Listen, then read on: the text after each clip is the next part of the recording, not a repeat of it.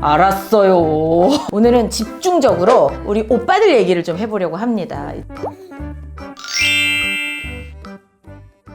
우리 오빠들은 어떤 수순을 받게 됩니까? 남자애들도 호르몬이 상승하기 시작하면서 급성장을 하는데 여자보다 조금 더 길고 높게 이렇게 가주긴 하죠. 네네. 가는데 정점을 찍고 떨어지는 거는 남자랑 여자랑 똑같아요. 그렇지만 남자는 요 급성장기가 조금 더 크기 때문에 만회할 수 있는 기회도 있다라는 거. 근데 보통 남자아이들은 제일 먼저 되는 게 고환 크기의 증가예요. 근데 요거는 애매하죠. 잘 모르겠고. 잘 모르겠다고 하시고 음모 발현 같은 경우에는 굉장히 클리어하죠. 손바닥이 있으면 있는 거고 없으면 없는 거예요. 그렇죠. 근데 여기에서 한 올이라도 있으면 있는 거지. 근데 함정은 뭐냐면 어머님들께 여쭤보면 다 없다고 하세요. 근데 아이한테 직접 물어보면 있다고 해요. 미리부터 조금 아이한테 스트레스를 줄 필요는 없지만 혹시라도 그런 게 보이면 꼭 엄마한테 얘기를 해줘. 아니 아빠한테라도 얘기를 해줘라고 얘기를 해주시는 게 좋을 것 같아요. 요 언저리가 남자아이들은 만으로 11.5세 전후에서 40kg가 넘어가면 평균적으로 그렇다는 거예요. 요 시기에 이런 것들이 이제 발현되는 게 일반적이죠. 아니 그럼 그 성조숙이라는 게 이제 빠르다는 거잖아요. 빠르다. 그럼 그 기준이 있나요? 기준이 있죠. 여자아이들 같은 경우에는 만으로 8세 11개월 이전에 가슴 몽울이 생기고 남자아이들 같은 경우는 만 9세 11개월 이전에 고환의 크기가 변한다. 커지거든요. 이런 시점이 있어요. 이 시기가 지났는데 털이 하나 났어요. 키가 작은데 이거는 성조숙 중에 해당하는 케이스는 아니다. 그래서 조금 용어를 다르게 이렇게 질환으로 인정하는 부분이 아니라 조기 성숙. 이렇게 성숙이 조금 또래보다 빠른 것뿐인 거죠. 나이가 이미 꽉 차 있는데 털이 없다고 아직 급성장기가 안 온 거죠? 이렇게 물어보세요. 저는 지났어요. 이렇게 얘기해요. 왜요? 요렇게 시작이 요거라면서요. 사실 성장을 논하는 데 있어서 실제 나이에서 크게 벗어나지 않기 때문에 자기 나이가 이미 13세, 14세를 넘어간다면 이 아이가 털이 없다는 이유로 그러면은 너는 만 11세야.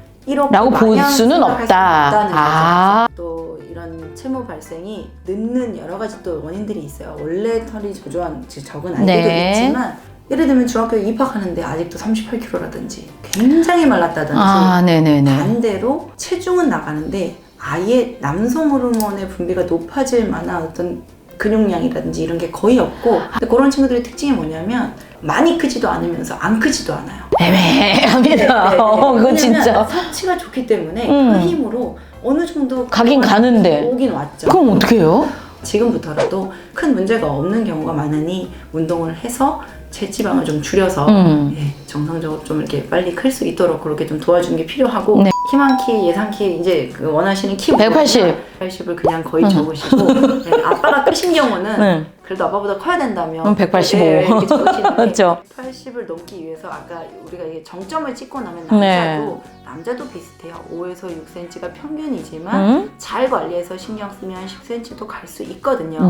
정점에서 겨드랑이 털이 날 때, 앵모가 날 때 그래도 170은 찍어줘야 된다. 적어도 변성해서 160 사실은 4, 5 이 정도까지 와주는 게 안전하지요. 그런데 여기에서 150 거의 미니멈 음모가 발현될 때 150에 40kg 정도 요 정도가 되어야 한다는 요 연령의 요 키가 평균이라는 얘기는 아니에요. 이런 키를 우리는 갖고 싶기 만들려면 이런 출발점이 계산상으로 그렇죠. 아들은 몸무게가 나가는 것에 대해서 엄마들이 좀 스트레스가 덜 하거든요. 그래서 남학생 어머님들이 더 늦게 오세요. 초등학교 졸업할 때는 그닥 작지 않았어요. 6학년 때 잘 커졌기 때문에 중학교 때 한 번 더 갈 거라는 기대가 있거든요. 많이 안 컸는데 차라리 많이 안 크기만 했으면 되는데 살도 많이 찐 거예요.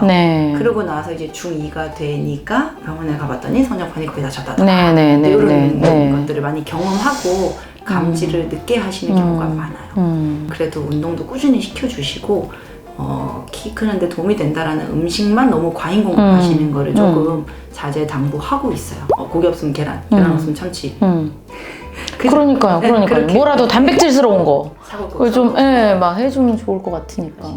부족하면 안 크지만 그런 것들이 넘쳐서 오히려 투머치가 되는 것들을 우리가 조정하고 결국 남학생들도 체중 급증은 맞아요. 기록하는 것도 사실은 조금 필요해요.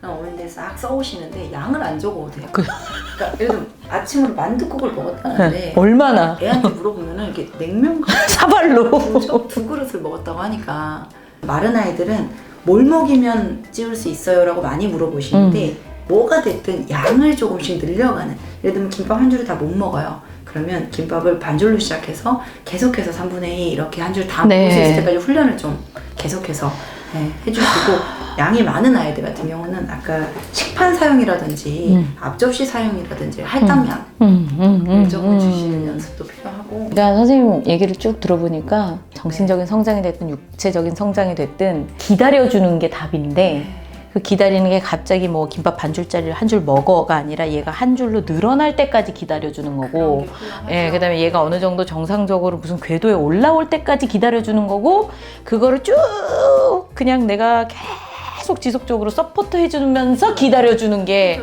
그게 엄마의 역할인 것 같아요. 그렇죠?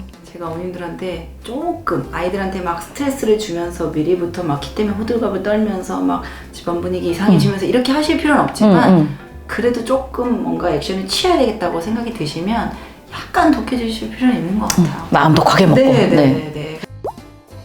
우리 아이의 밸런스와 아니면 키 성장을 위해서 매일 내가 집에서 실천해 줄 수 있는 거 있습니다. 이수경 원장님이 오픈해 주시기로 했어요. 집에서 실천할 수 있고 간단하고 효과 있는 꿀팁을 가지고 찾아오도록 하겠습니다. 구독과 좋아요는 사랑해요.